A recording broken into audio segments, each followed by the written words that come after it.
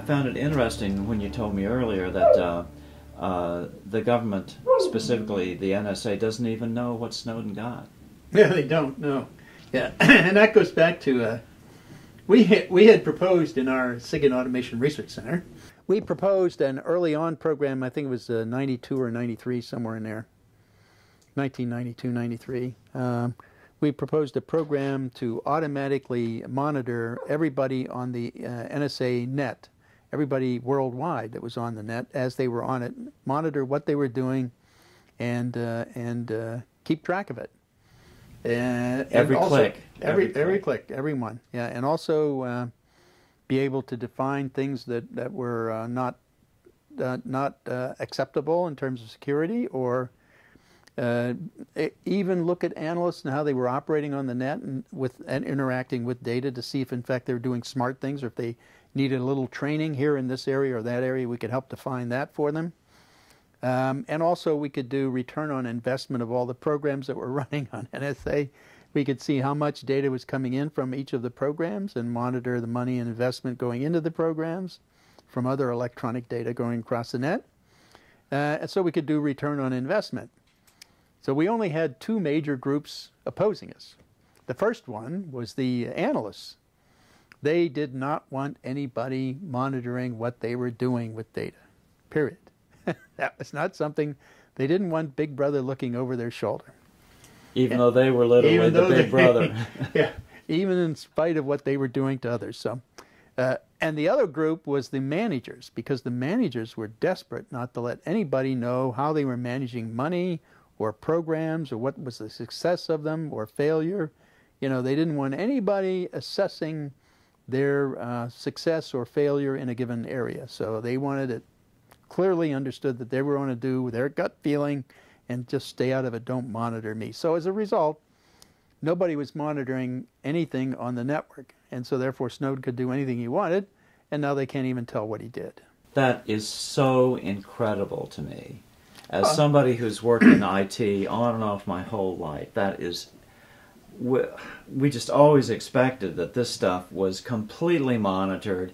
Every screen that we were looking at, every click, every word typed was monitored, which might be the case in a DoD environment, but you say is absolutely not the case in where it absolutely should be monitored. Well, but even so, the Government Accountability Office does not audit NSA. So they don't audit how they spend money, and they don't want anybody to see how they spend money. So stay away, please. I mean, now they're estimating what the latest estimate is. The government is saying they took 1.7 million files. Well, I mean, how do they know? They're just guessing. Huh. So they have no way to do an internal damage assessment. They're just guessing. Yep. But that's why they were so desperate to get Glenn Greenwald's friend when he was coming through Heathrow, because they wanted to find out what he was carrying and find out how much data he had to give them some idea of how much he took, Snowden took. Did they find anything, or did he have anything? I think they had 58,000 files. Hmm. That's what I heard from people from England. They said that they found he had 58,000 files. Hmm. So, but that's not 1.7 million, is it? Hmm. Okay, well, here's a question. That's you come down pretty hard on the Patriot Act, and I asked you earlier what you would do to fix it. And cancel it. I think the Patriot Act should be canceled.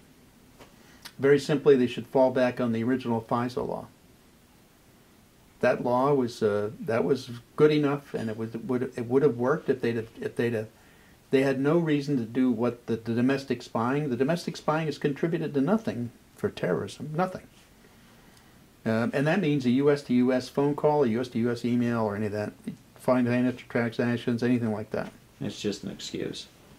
Yeah, it's an excuse to be able to look inside the country, to look at everybody in the U.S., see what they're doing, to build up knowledge about them, gain population control, that kind of thing.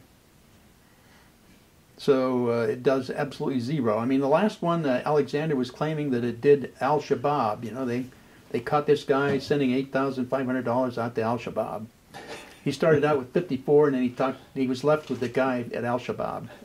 And I said, well, wait a minute now. If the guy sent money from the U.S. to Al-Shabaab in North Africa, one end's foreign. That's not a domestic call. It's not a domestic, so that's zero. So this domestic collection contributed zero. And what did that cost us? It cost, you see, the cost can't be measured just in money or in violation of rights. It's also, the cost should be measured also in loss of intelligence. Because by doing that, they've crippled their capacity to produce intelligence.